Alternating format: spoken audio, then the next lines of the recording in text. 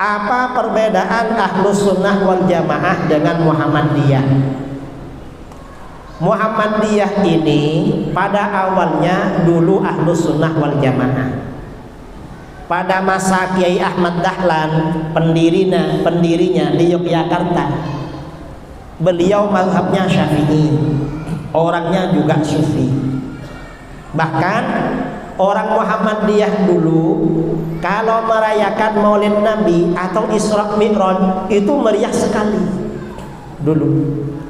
Lama-lama setelah Kiai Ahmad Dahlan ini wafat dan kiai-kiai yang ada di Muhammadiyah banyak yang wafat, Muhammadiyah ini gak punya kader. Karena gak punya kader, akhirnya dimasuki orang-orang Wahabi. Lalu bagaimana terjadi perubahan di Muhammadiyah? Perubahannya apa? Di dalam putusan tarjih Muhammadiyah ada upaya menggabungkan antara Aswaja dengan Wahabi. Kok digabungkan? Saya pernah baca ya, kita ini kan punya sifat wahdaniyat, sifat 20 yang nomor berapa? Wujud, qidam, baqa, mukhalafatul hawaditsi, qiyamu binafsi wahdaniyat. Keesaan Allah. Wahdaniyat ini ada 3. Allah itu Maha Esa di dalam zat, Allah Maha Esa dalam sifat, Allah Maha Esa dalam perbuatan. Ini wahdaniyat akidah Ahlus Sunnah wal Jamaah. Wahabi punya tauhid. Apa tauhid Wahabi? Tauhid rububiyah, tauhid uluhiyah, tauhid asma wa sifat. Nah, wahdaniyatnya Ahlus Sunnah ini oleh Wahabi digabung dengan tauhidnya Wahabi. Gimana? Di buku Tarjih Muhammadiyah dikatakan Allah itu wahdaniyat dalam zat, wahdaniyat dalam sifat, dan wahdaniyat dalam uluhiyah. Karena wahdaniyat dalam uluhiyah jadinya apa? Muhammadiyah ikut-ikutan Wahabi, anti tawassul, anti istighatsah, anti tabarruk. Karena akidahnya akidah gabungan. Ini kalau secara akidah. Kalau secara fikih, Muhammadiyah ini belakangan anti mazhab, tidak bermadhab, enggak ikut mazhab tertentu. Ikut apa? Ya gak jelas. Bismillahirrahmanirrahim. Assalamualaikum warahmatullahi wabarakatuh. Alhamdulillahilladzi arsala rasulahu bil huda wa dinil haqq liyudhhirahu 'alad dini kullih wa kafa billahi shahida. Ashhadu an la ilaha illallah wahdahu la syarika lah wa ashhadu anna Muhammadan abduhu wa rasuluhu la nabiyya ba'da. Fa inna ahsanal kalami kalamullah wa khairal huda huda Muhammad wa syarrul umuri muhdatsatuha fa inna kulla muhdatsatin bid'ah wa kulla bid'atin dhalalah wa kulla dhalalatin finnar. Ucapan mukaddimah saya ini adalah ucapan yang paling ditakuti oleh kelompok Aswaja KW. Kalau sudah menyebut wa kullu bid'atin dhalalah, hati mereka terbakar, kepanasan itu, seperti cacing kena kapur itu. Karena kalau bisa itu hadis ini dihapus dari hadis-hadis Rasulullah, karena memang menakutkan ya.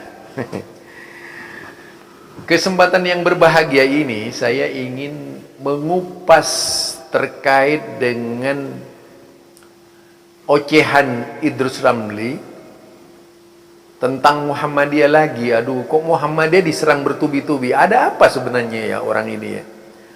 Kalau saya lihat dari cara pembawaannya, mimiknya ketika membawakannya itu memang penuh dengan kebencian.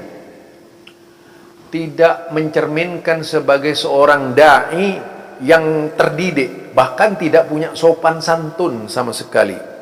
Caranya berbicara, dan yang disebut ulama itu hanya definisi yang dianut oleh Idrus Ramli, bukan definisi di luar ulama-ulama Idrus Ramli. Kalau ulama-ulama di luar ulama yang menjadi panutan Idrus Ramli itu bukan ulama, sehingga halal dicaci maki. Memang otaknya itu sudah diprogram seperti itu ya. Misalnya ya, kalau dulu itu menggambarkan misalnya ulama Muhammadiyah itu tidak seperti di NU gitu, dibanding-bandingkan. Kalau di NU banyak pesantren. Aduh ya Allah, saya kadang-kadang ketawa itu dengan Idrus Ramli itu. Ya lucunya karena di situ apa? Ingin merendahkan Muhammadiyah, seolah-olah Muhammadiyah yang tidak pakai pakai predikat kiai dan sebagainya itu direndah-rendahkan. Yang layak dipanggil kiai cuma di NU saja itu. Ini di Muhammadiyah memang tidak gila, ya, memang tidak gila dengan predikat sebutan ulama, kiai dan sebagainya, itu nggak berlaku di Muhammadiyah. Karena memang Muhammadiyah itu menyamakan keberadaannya dengan orang-orang yang lainnya.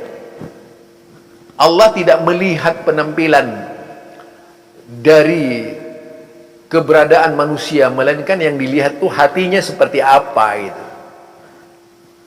Jadi yang dilihat tuh hatinya oleh Allah Subhanahu wa taala. Apakah dia memang ulama atau bukan gitu ya. Jadi jangan kemudian menilai seseorang karena tidak menggunakan gelar kiai, lalu gampang menilai orang tersebut dengan berbagai macam cara itu. Kalaupun kita mau menilai jelek juga, jangankan itu, kerbau saja dibilang kiai selamat itu di sana. Sama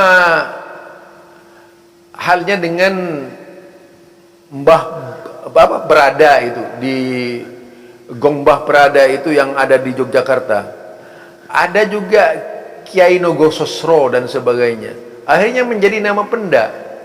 Bahkan kalau lihat dalam sejarah kiai, yaitu dari kerajaan-kerajaan dulu, banyak sekali kata-kata kiai yang diselipkan kepada orang-orang Hindu itu di zaman kerajaan-kerajaan. Jadi hal itu tidak membanggakan bagi Muhammadiyah gitu ya. Jadi tidak membanggakan bagi Muhammadiyah. Jangan kemudian melihat Muhammadiyah karena tidak punya pondok pesantren seperti di NU lalu direndah-rendahkan itu. Itu perkataan itu Ramli ya, kalau saya lihat dari awal itu ceramah tentang Muhammadiyah, seolah-olah kalau pesantren itu mana buktinya ya. Kalau saya tantang itu sekarang, kalau dari sekian pesantren yang ada, ribuan pesantren, taruh itu benar ribuan pesantren yang ada di Indonesia, yang hasilnya sampai sekarang yang begini-begini aja, tidak ada perubahan juga Indonesia gitu. Jadi tidak perlu muluk-muluk lah, karena tidak membuktikan bahwa seorang pesantren bisa melahirkan seorang pemimpin di Indonesia itu satu contoh. Nah, kalau kita berpikir Muhammadiyah ini tadi dikatakan bahwa Muhammadiyah itu dulunya adalah Ahlus Sunnati wal Jamaah selama masih ada Kiai Haji Ahmad Dahlan gitu. Bahkan Ahmad Dahlan itu bermazhab Syafi'i. Ini pertanyaannya jadi ribet juga ya. Karena apa? Orang ini ingin mempersepsikan bahwa Muhammadiyah Kiai Haji Ahmad Dahlan itu benar-benar Syafi'i gitu. Sebagaimana yang dilontarkan oleh dia hanya karena ada buku. Jadi hanya karena ada buku fikih yang dituduhkan kepada Kiai Haji Ahmad Dahlan, yang seolah-olah yaitu amalannya Kiai Haji Ahmad Dahlan gitu. itu lucu saudara, lucu banget gitu.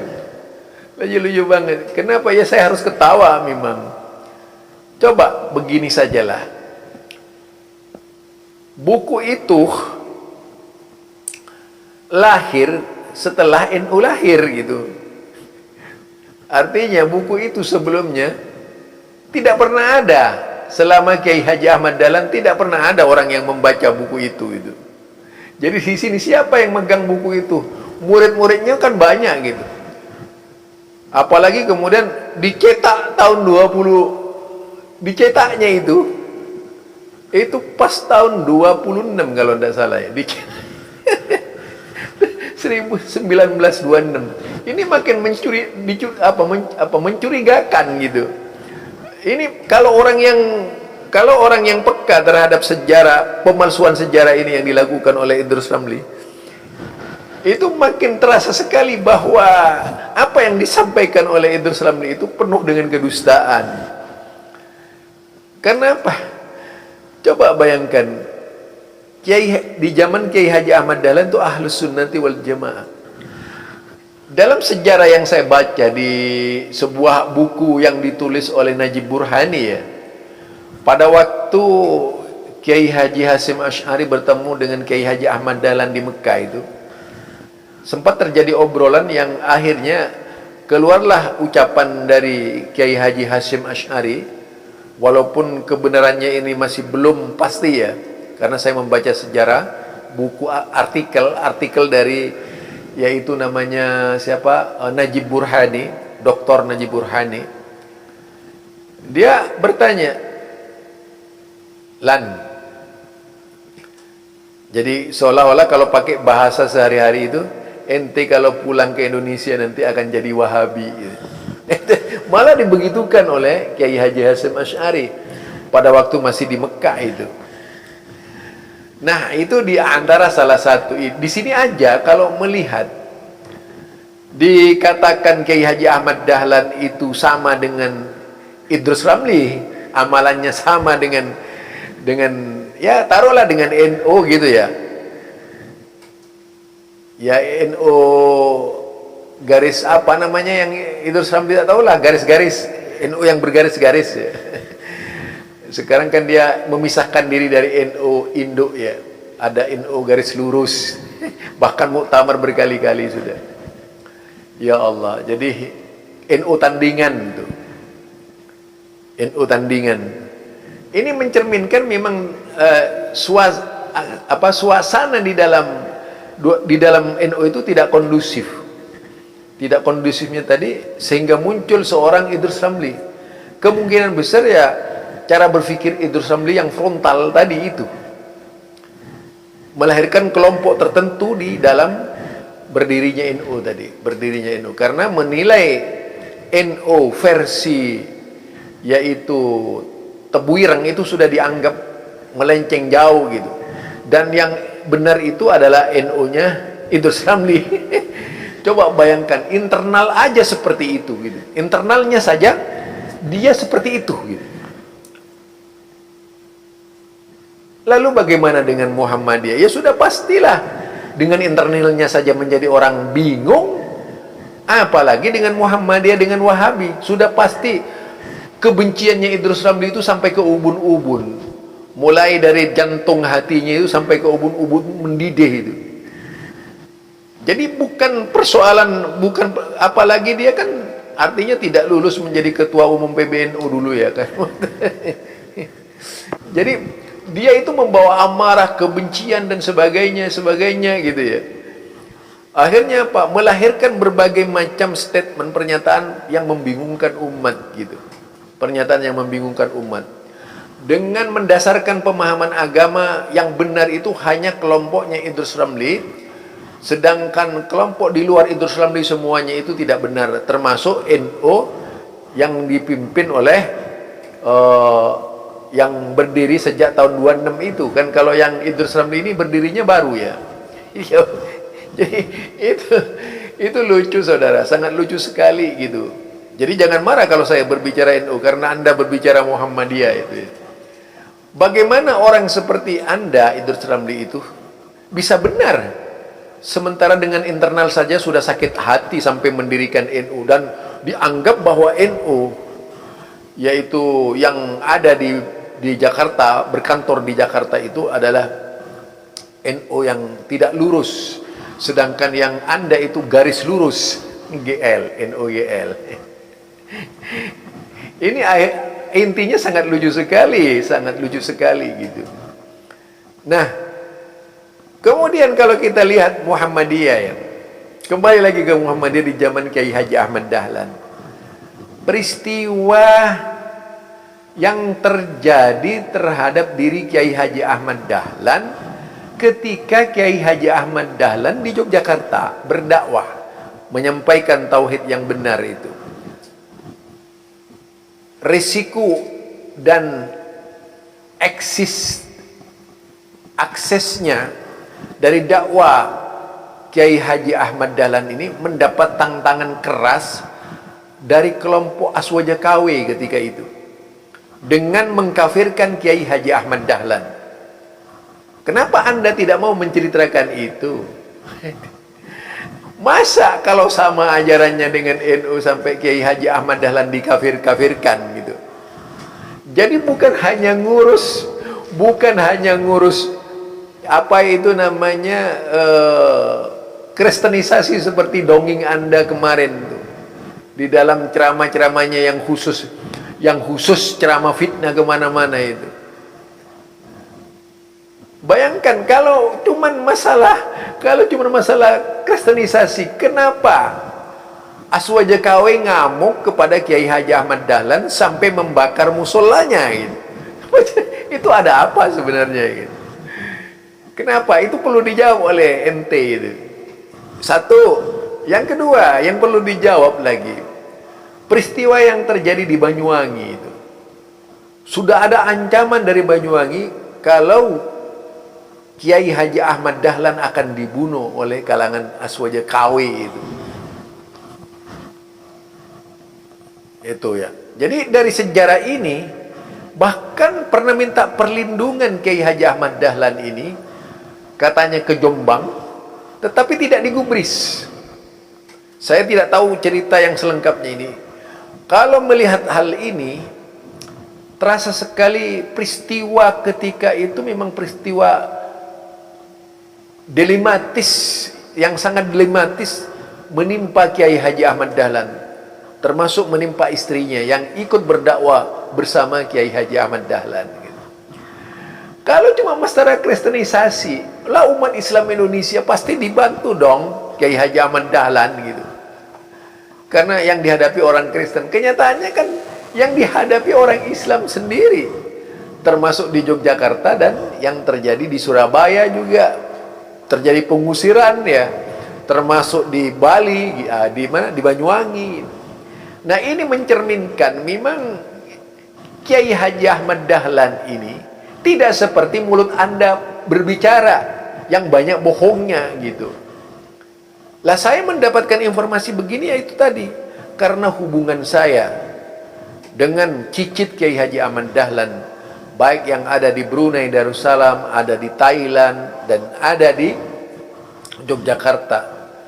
Nah, ini makin memungkinkan apa yang dikeluarkan oleh Anda, berita sepihak dari kelompok Anda sendiri, yang sengaja ingin yaitu melahirkan chaos di kalangan pemikir-pemikir Islam itu. Karena saya tahu juga ada Zon Jonggol dulu itu ya. Zon Jonggol ini salah satu rival saya dalam dunia tulis menulis dulu itu. Wah, dia bikin di di situs Zuhud. Sekarang ini dia di situs Zuhud. Wah, kalau dulu dia sampai Muhammadiyah ini dikudeta oleh ini. Wah, ceritanya macam-macam lah. Berdasarkan informasi sepihak gitu. Tidak dibaca secara keseluruhan.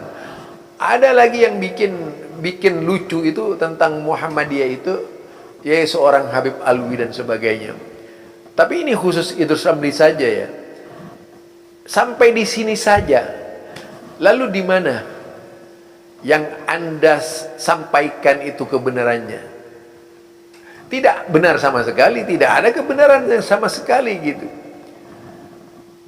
Nah, sampai pada zamannya yaitu Mas Mansur, beliau adalah murid Kiai Haji Ahmad Dahlan. Berdirinya Tarja itu di zaman Mas Mansur tahun 1933 berdiri itu yang namanya Majelis Tarja Muhammadiyah. Masih murid Kiai Haji Ahmad Dahlan. Yang menyekolahkan, yang mengirim Mas Mansur ke Mekah itu adalah Kiai Haji Ahmad Dahlan sendiri.